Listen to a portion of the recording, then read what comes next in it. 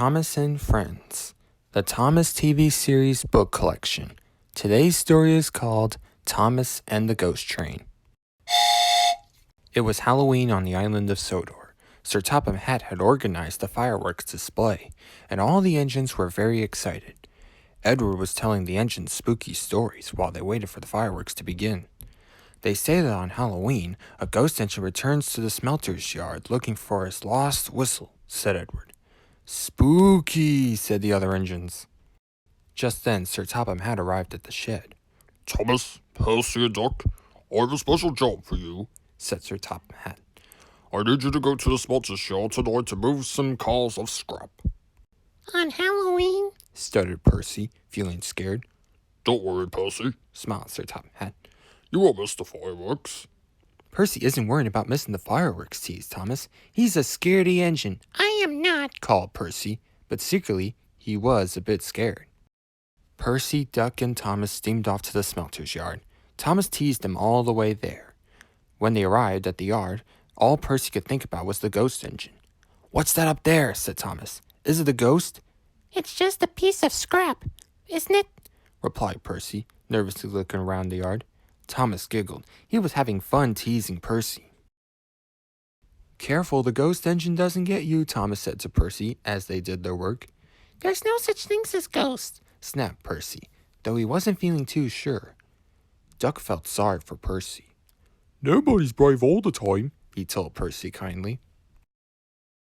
Before long, their job was nearly finished. Well done, said the yard manager. I'll just need one engine to stay and finish up. Duck wanted to pay Thomas back for teasing Percy. I'm sure Thomas wouldn't mind staying, said Duck. Of course not, puffed Thomas proudly. I'm not a scaredy engine. So Duck and Percy left Thomas all alone at the yard. As soon as Thomas was by himself, he started to feel scared. The smelter's yard was very spooky in the dark. There's no such things as ghosts, he said to himself, but he couldn't stop looking around for them. Thomas was so busy looking for ghosts, he didn't watch where he was going. He ran into something that brushed against his face. Ooh, ghost fingers, peeped Thomas.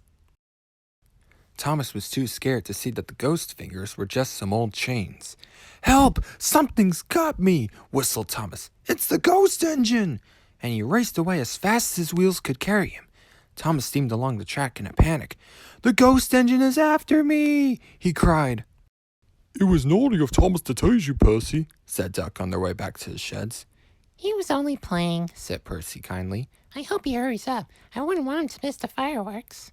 Just then, Thomas wheezed past him at top speed. The ghost engine is after me, wailed Thomas. Duck laughed and laughed. Thomas isn't as brave as he made it out to be, chuckled Duck. The fireworks were about to start, but Thomas was nowhere to be seen. Where's Thomas? Percy asked. He'll miss all the fun. It would serve him right after all his teasing, said Duck. But Percy was worried.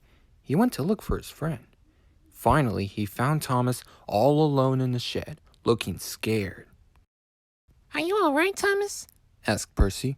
Yes, and I'm sorry I teased you, said Thomas. He felt guilty. Duck was right. We all feel scared sometimes.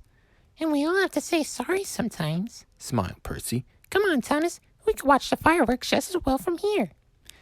Just then, the first firework whooshed upwards, filling the sky with hundreds of sparkling and glittering stars. Thomas felt very glad to have a friend like Percy.